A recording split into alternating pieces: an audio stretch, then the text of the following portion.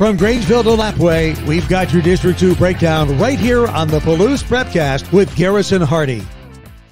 That's right. It's another edition of the Palouse Prepcast on idahosports.com, where we break down everything going on in District 2 in the state of Idaho. Brandon Baney, as always, with Garrison Hardy. Garrison, what's going on? Oh, nothing much, Brandon. It's incredibly cold up here in District 2. It's cold, wet, and rainy. But fortunately, this weekend, we're going to be inside the Kibbe Dome. So we'll touch more on that as we get to it. Definitely. My dogs were going berserk upstairs. I don't know if you could hear that or not, but oh no, so you listening at home, you tune in. Yes, I had to mute my mic there for a second. So yeah, let's talk about you've been a busy guy, of course. What you do for idahosports.com is in addition to what you do during your day job, as it is for almost all of our broadcasters. And then also you picked up a second gig for the winter months coming up as well, Garrison. That I did. I just accepted a assistant coaching job with the Logos Knights up here in District 2 here in Moscow. So that's with the varsity team. And we're already in the middle of our preseason sessions. We have our last one tonight, I believe. And then we kind of get into things this Saturday. Friday and Saturday morning are tryouts. And then Saturday afternoon, we get right into the practices. But unfortunately, I'm going to miss that first one because I'm going to be broadcasting from the Kibbe Dome. Coach understands, though, so we're all good there. But, yeah, I've played basketball my whole life. I've watched it growing up. I mean, my dad was been a coach for 25 years. So I played under him. I've coached under and with him. I've loved the game my whole life. So anyway, I can help the Logos basketball program with my knowledge and love of the game. I'm happy to be a part of it. I'm excited to get to work with these guys. We got a great group, and I really think that we could challenge for state. Yeah, it's super exciting. So this is the boys basketball program at Logos, and your dad is a girls basketball coach, right? That's correct. He's over at Genesee currently, so I won't go head to head with him or anything like that. But we'll run into each other. Our programs will run into each other at least. Certainly. Well, I think this is super exciting. Obviously, your last name, the Hardy name, is well known up in District 2, up in the Lewiston, Moscow area, and you are getting a chance now to continue to enhance that Hardy brand, as it were. I think this is going to be a great fit for you, Garrison. Oh, I appreciate that. Yeah, no, me and Coach Casebolt are incredibly excited at the prospect of this season. Like I said, we just got a great group of guys. They're hardworking. Right now, some mistakes in practice, which is to be expected in the preseason as we get ready to get things going, working through the offense and defense and whatnot. But they're hard workers, which you can do a lot with guys who have a good attitude and are just give 110% every time. So I'm really excited to be a part of this. Yeah, I think it's going to be great. So with that said, you are going to be an incredibly busy guy, right? There's going to be practices and or games pretty much every night once basketball season gets started. Now, is there a JV program at Logos as well? Will you be the JV coach and then a varsity assistant?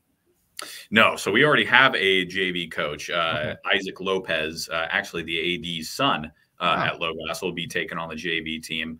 My full attention is going to be on varsity, which is good because there's going to be potentially instances where I'll have to step up and relieve Coach Casebolt as he's an incredibly busy guy with his work. So sometimes I may need to run practice. Sometimes I may need to coach a game. So just having the assistant there full time, really understanding the playbook and what we're trying to do as a team and what we're trying to accomplish is a plus. So I'll be full on with the varsity. Okay, that's super exciting. So again, you're going to be a busy guy working every night, either practice and or a game, long road trips. Well, not super long, but road trips. Right. So with that said, it's going to be really hard for us to continue to do the weekly podcast, the Palouse Prepcast, where we're talking about everything going on in District 2 athletics. I'm going to be incredibly busy. You obviously are going to be super busy with your day job and then coaching at night.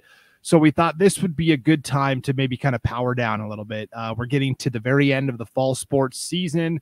You have already started, as you mentioned, this weekend. You're going to start your winter sports responsibilities at Logos. This has been a lot of fun, but I think it's good to be so busy that we're not able to do this, right? Oh, absolutely. Yeah. You yourself, I mean, you've had quite a handful of podcasts to manage on top of the schedules of the individual broadcasters and shuffling that around, plus everything else you do with idahosports.com and whatnot. So, yeah, I think that you and I both have other focuses heading into this winter season, which is a good thing, like you said. But then next year, as we get closer to football, I'm still hopeful and planning, depending on what my day job looks like towards that time of year, that I'll be back for football here on idahosports.com, in which case we can resume our prepcast and whatnot. But like you said, it's good to be busy and have responsibilities on your plate. Certainly. So the big question our fans are going to have is, well, what's going to happen? Because there's obviously going to be basketball and wrestling and things that are going on through the school year. And we're going to continue to break down everything that's going on in District 2. It'll just be under a different format and a different title. So we also have currently the North Idaho Prepcast, which is our District 1 themed Prepcast. We do it each week with Ryan Skaggs. He lives in Coeur d'Alene, and we talk about what's going on up north.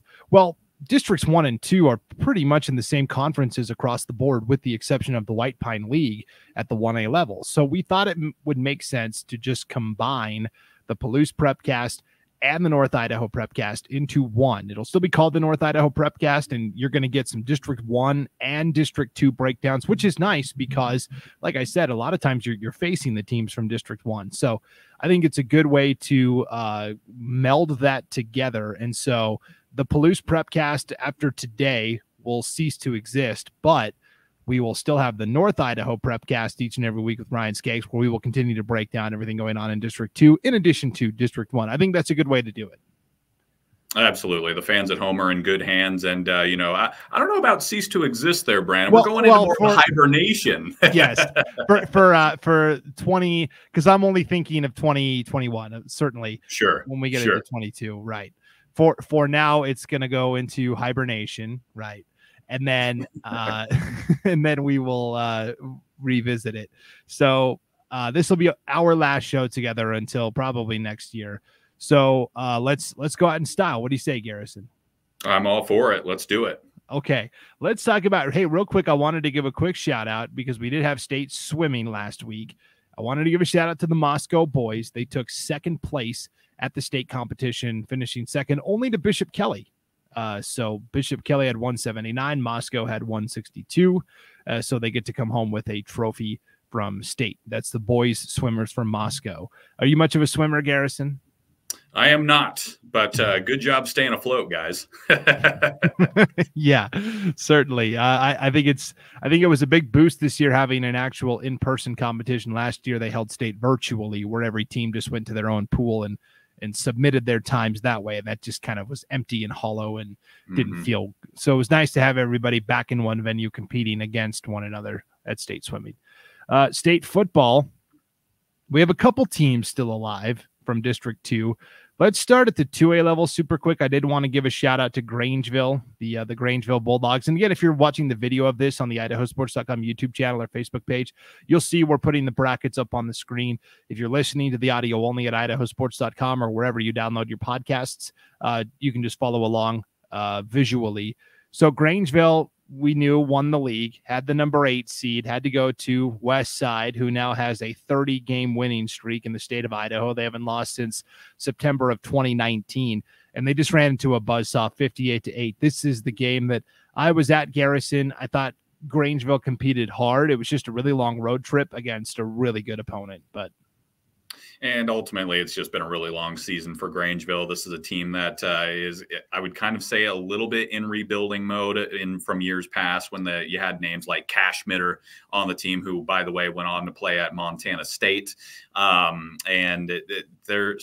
talent-wise, they were already a little bit depleted. And then they just played a really hard schedule. You and I mentioned this numerous times throughout the year that they adjusted to the new Max Preps playoff format by scheduling some really hard teams from numerous different divisions. They, again, I kind of liken them to the Fresno State of District 2 in that they don't care who you are, what your accolades are as a program. They're going to schedule you and challenge you. And ultimately, it didn't pan out like it did in years past. Just again, I think the loss of talent there and the losses racked up. But again, the season, the schedule for them is very back heavy. So they came out on top in their league and they made it to the playoffs. And, a tough road trip. And with the #1 seed, never an easy ask, especially, when the season's been as long and as hard as it has been. But nonetheless, they made the playoffs once again, something they can build on going forward. I like Grangeville to rebound here in the coming years. Yeah, I was pretty impressed with Grangeville. They had a lot of good, talented playmakers, and I got to talk to their coach, Coach Adams, prior to the game kicking off on Saturday. And I asked him, I said, you put together a really difficult schedule. I said, did you do that to try and, boost your Max Preps ranking? He goes, no, he goes, I scheduled those teams because they're the closest to us geography wise. We're kind of in this tight spot where we're not really close to anybody. He said, did I really want to play Weiser, a top 15 team in the state of Idaho? Not really, but hey, they're close. So we scheduled them. And so for Grangeville, it was interesting to hear that they are kind of in this weird spot where they're in a 3-team conference, and it's really hard to pick up those non-conference games because all of the teams that are close to them geography-wise all play like 8-man football in the White Pine League, right? So they have to go south and play some of those 3As or play some of those 3A programs from up north. And so their Max Preps ranking really took a hit because they played Moscow, which is a 4A school, but Moscow went 3-5. And the computer only sees that, oh, you should have beaten a 3-5 team, so we're going to ding you. So there are a lot of problems with Grangeville, especially when it came to the Max Preps rankings this year. Right. And on top of that, their conference foes aren't exactly a quick drive either. You've got Orofino and St. Mary's, both of which are, from Grangeville's perspective, that's quite a trek. So just long travel for Grangeville on top of the tough schedule. It's easy to see how a team could get bogged down. And then, yeah, like you said, the Max Prep rankings, you and I have talked about the pros and cons of it. This is a good starting point for the Max Prep rankings, but it is something that's going to have to be tweaked as the seasons move along. Certainly. So Grangeville is out. One other team is out and 2 teams advance as we shift our focus to the 8-man game, and District 2 still has a couple of teams alive and kicking. Before we get to that, though, let's take a quick break. We'll hear from our sponsors at the Idaho Division of Public Health, and we'll come back and break down who's still in the running for state titles from District 2 right after this on the Palouse Prepcast on idahosports.com. It's time to start planning for back to school. That's why I got my kids vaccinated for COVID-19. Kids 12 and older can get vaccinated. The vaccines have been researched and tested. They're safe and they work. And I hope everyone will choose to get vaccinated too. Back on the Palouse Prepcast, idahosports.com, Brandon Baney with Garrison Hardy, as we continue our look at what happened in the football landscape last week from District 2. Let's go to the 1A D1 bracket where people were really surprised by, I think, statewide, one of the biggest stories of the weekend was Lapwai knocking out Prairie 68-36. I mean, Prairie beat Lapwai by 30 in the regular season, and then Lapwai turns around and beats Prairie by 30+ here in the playoffs. This was a wild game. That it was. It should be noted that the star running back of Prairie, Brody Hasselstrom. Brody Hasselstrom. Yep. He had to have his appendix removed and thus was not able to play in that game.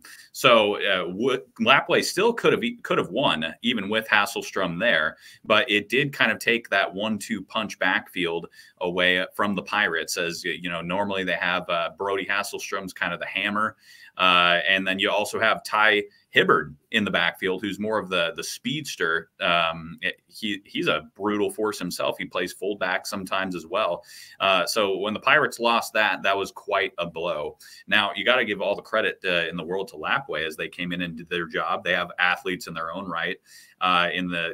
Especially when you look at Year Out, who's committed to the University of Idaho to play basketball. So we knew Lapwai had a chance, regardless of the previous outcome. team to go back and knock off the Pirates. It just so happened that they did get a little bit of a boost with Brody Hasselstrom being out, and they took advantage of it. And now they're moving on. So that was definitely kind of a bummer that Hasselstrom was out. I'm sure even from Lapway's perspective, as they want to beat the best at their best rather. But nonetheless, they're moving on, and they get ready to take on Raft River. Yeah, Titus Yearout had a hand, I believe, in 9 different touchdowns. I think it was 5 on the ground and 4 through the air, or vice versa. Either way. Slow day at the office for Yearout. Yeah, right. Pretty much. Yeah, for Prairie, this just doesn't happen very often, right? They've lost before the semifinal round, and they've lost in the semifinals of championships, but they don't get run out of the building very often, right? They usually keep it close. And so this was really surprising. Prairie hasn't been beaten like that in some time. So that was interesting to see. And for Lapway, they're moving on to the semifinal round where they will now take on Raft River. What I thought was interesting, Garrison, was that Raft River played Potlatch last Saturday in Holt Arena and won that game. So they turn around and ask Raft River, okay, do you want to be back in Holt Arena next Saturday? And they say, no, we're going to go to our place, Raft River High School, take the game outside and take our chances with the weather, because we don't want Lapway running on the turf at Holt Arena. We want to make those guys go outside, because they are almost like a basketball team with football cleats on. They're so high octane offensively. Yeah, speaking of which, they're our first opponent for Logos basketball. So we're keeping an eye on how the football team's doing. Good luck. Thank you. We're going to need it. That being said, I understand the logic for Raft River. Lapway is easily one of the most athletic teams in all of 1A D1 across the state of Idaho. So to move the game outside where weather could certainly be a factor, which I assume is what Prairie was thinking, by the way, that'll throw in another wrinkle, another element to the game that the coaching staff at Lapway is going to have to consider. But I really don't think it's going to make that much of a difference. Honestly, this is a team that has that warrior mentality in that Lapway community. They'll play rain or shine, and they're going to come out and hit you in the mouth. And then offensively, they're going to throw a lot of different looks at you. This coaching staff knows how to get their athletes out in space. Titus Yearout, I mean, he's almost impossible to keep in the box already. And then when he's out in the open, he gets so creative with the ball. And he's got receivers like Cross Taylor coming over the top, Mason Brown out of the backfield. This is a team that's loaded and ready to go. That being said, Raft River's the #1 seed for a reason, and they took care of Potlatch. Almost a similar score to what Lapway did to Potlatch when Jason and I were out covering that Potlatch and Lapway game. So I think this could be a heavy swinging affair at Raft River. Yeah, it's going to be a really fun semifinal showdown, that's for sure. Speaking of Potlatch, they were the team that ran into the Raft River Buzzsaw on Saturday and lost 63-22. But for Potlatch, this was a fantastic season. You know, when we did our season previews at idahosports.com, and I asked every coach to kind of fill out a confidential preseason coaches poll, you know, Potlatch a couple of times was picked 7th or 8th. By some of the other coaches. And so for Potlatch to finish in the top 4 and really have a breakthrough season with Coach Ball, I thought was really phenomenal. 100%. I really liked this team. This is a hard-nosed team, which I guess with a name like the Loggers, you kind of expect. They have an I formation, very simple offense where they basically say, we're going to run it down your throat with the likes of Howard out of the backfield, as well as their quarterback, Titus Tucker, who has some wheels of his own. And then you throw in a tight end like Isaac McNeil, who also is an incredibly instinctive linebacker on the other side of things. I really like his defensive play style. This is a hard-nosed team and not an easy out. Defensively, they were a little undisciplined at times, which resulted in some big plays for Lapway or really whoever they played against. But they ran in 100 miles per hour trying to make the stop. And I'm sure that's what the coaching staff for the Loggers was preaching is if you're going to make a mistake, I would rather you do it at 100 miles per hour. And that's exactly how they played all season. And it translated well. They made it to the playoffs. Impressive season. And I look forward to seeing the Loggers back next year. Yeah, it was a lot of fun watching Potlatch throughout the season. Genesee also was playing in the quarterfinal round. They also ran into a tough opponent, Oakley, which is another team that's angling for the state title, and they fell 80-36. This was a tough game for Genesee because Cy Wareham didn't play in the second half because of an injury. And for Genesee, we talked about they were a team that had a lot of potential, especially coming off of last year's COVID-affected campaign. And I still thought Genesee put together a really nice season also. Yeah, and on top of that, this is a first-year head coach and Justin Podrabski, the former Idaho Vandal. And so they had to come in with a new system and learn it. As well as intermingling the boys from Colton, as it was turned into kind of a co-op season with Genesee and Colton, seeing as in the state of Washington, well, it's kind of hard to play football at this point in time. The mandates are different. You and I have talked about state lines coming into effect with their different takes on COVID and whatnot. So a great co-op here, allowing Colton and Genesee to come together and work together for a season. Jack Johnson, he was a stud all season long. It's unfortunate Cy Wareham wasn't there. The younger Wareham, he was also a great player all season long. So they had some pieces throughout, but ultimately this team a little bit talent depleted compared to teams in years past that I've covered. So all things considered, I thought this was a great season for Genesee, and they've got some building blocks going forward. Podrabski, he's a smart guy. He knows football. He's a guy who also made a practice squad in the NFL, if I'm not mistaken. So he knows the game, and he's going to get this program coached up and head in the right direction. He's also an assistant coach for the basketball team. So he's going to be with those guys year long, and he's going to bring that toughness and grit to his program, especially because he played tight end. He's huge. So I look forward to seeing what he can produce with Genesee going forward. Disappointing way to end the season, but scoring 36 points on a team like Oakley, nothing to sneeze at. I look for Oakley to be in the championship game against either Lapwai or Raft River. Oakley is just quite the program, and they could be looking at a repeat state title from last year.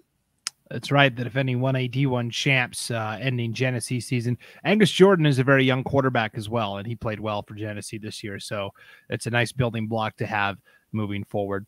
The 1A D2 ranks, Garrison, this is the game that you were at on Friday night. It was a game held in Lewiston as Kendrick hosted Horseshoe Bend. Both teams were district champions from their respective districts. Horseshoe Bend came in undefeated, and they left with their first and last loss of the season as the Tigers turned them back 48-8. Now, I picked Kendrick to win this game. I admit that I thought it would be closer. So what happened? It looked like Kendrick really dominated here. Well, first of all, let's talk about the weather. This was a monsoon of biblical proportions down in Lewiston. I don't know what Lewiston did to piss off the big man upstairs, but they did. So nonetheless, Jason and I were huddled up underneath the tent all night long. It was just pouring rain. But nonetheless, we got the broadcast off the air. So that works. Kendrick, they came out and executed their game plan flawlessly. Offensively, they were moving the ball from side to side, keeping Horseshoe Bend off target and off balance.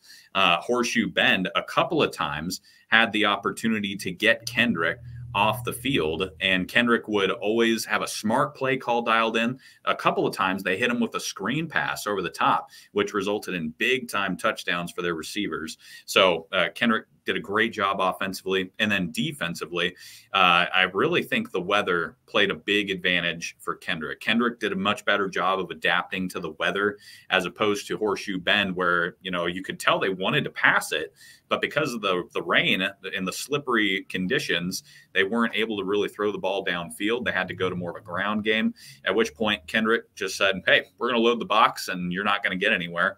And on top of that, Jason and I probably counted between 15 and 20 fumbles on the night. It was almost comical at the end of the game, just because nobody could hold on to the ball, and it's not the player's fault. Just it was, a wet night. End of story. So Kendrick came out on top. Great defense and offensive game plan. Coaching staff has to be very happy moving forward. So was Kendrick able to throw the ball at all in the rain, or was it mostly just a ground attack? It was definitely mostly a ground attack. However, they would mix in some pass plays, and it worked. The quarterback did a great job of throwing these corner routes, little dump passes on the screens, like I called it. So they adjusted their passing game a little bit better, I thought, than Horseshoe Bend, to much shorter routes. And Horseshoe Bend, they just blitzed most of the time, hoping to put pressure on the quarterback. And some of the time they did get there. I'll give them that. But Kendrick, they just were able to adjust a little bit better to the elements. And on top of that, they were already an incredibly talented team.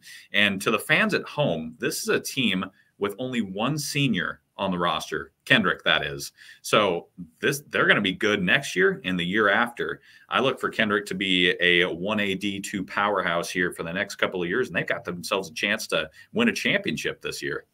Yeah, pretty exciting. And even last year, they got deep into the playoffs as well. And you saw the potential, right? It ended earlier than they wanted it to. And you thought, okay, maybe they take that next step this year, and they certainly have, as they now advance to the semifinals, where they will host Castleford Saturday in the Kibbie Dome in Moscow. That's a 1:00 kickoff for the Kendrick Tigers, a home game, quote unquote. Kendrick and Moscow not that far apart. Castleford has been a tough team to figure out this year. They came in because historically Castleford hasn't been a big player on the statewide level. This is they're kind of the Cinderella team, right?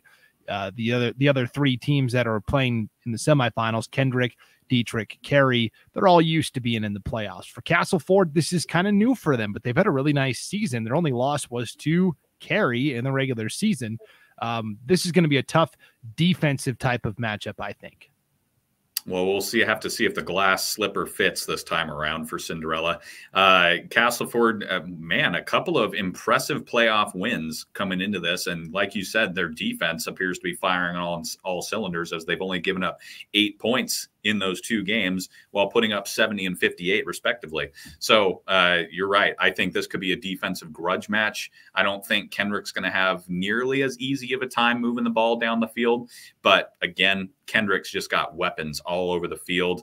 Actually, a tandem of brothers at receiver and running back, respectively, if I'm not mistaken. So Kendrick, I look for them to come out on top in this one. I'm really excited to get to call the game for them once again, and to do it in the Kibbie Dome too. That's going to be a nice change of pace, considering the weather has kind of gone south here in Moscow.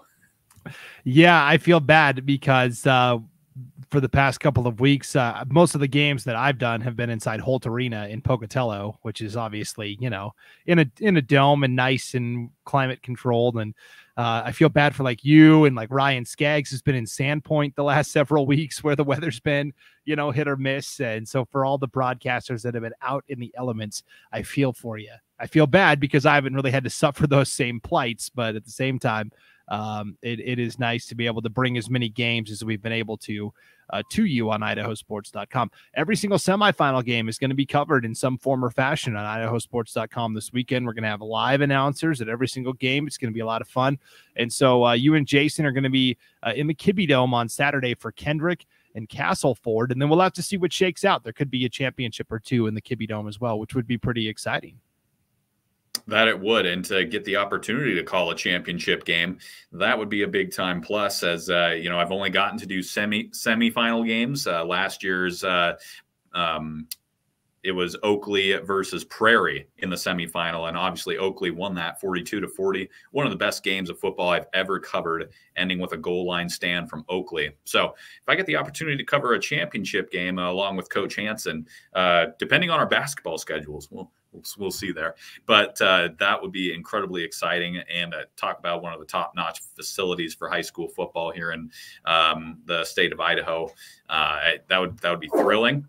And I look forward to seeing what shakes out. But we'll start with this Saturday and go from there.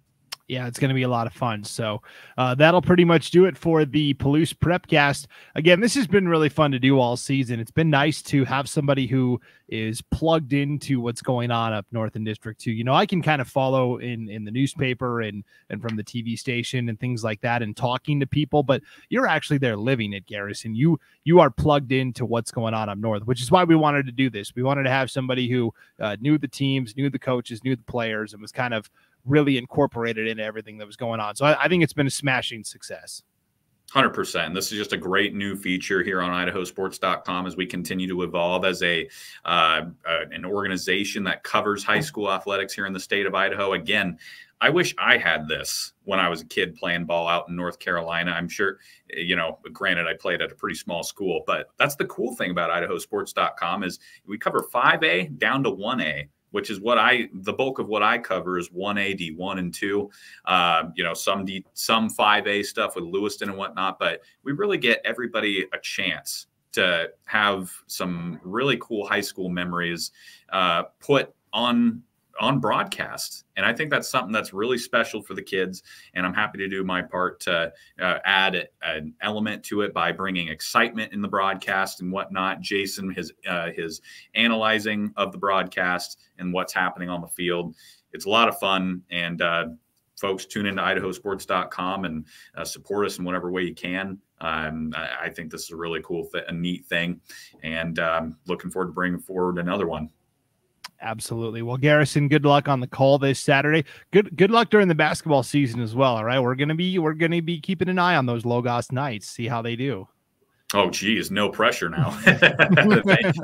Thanks so much, Brandon. And again, it's been a blast working with you for this. I look forward to next football season when I'll be back. If you ever need an interview occasionally for basketball, if we're going down to state, you got my number. Yep. That sounds like a plan, Garrison. All right. Thank you for tuning in to the Palouse Prepcast, brought to you by the Idaho Division of Public Health. Until next time, for Garrison Hardy, I'm Brandon Baney on idahosports.com.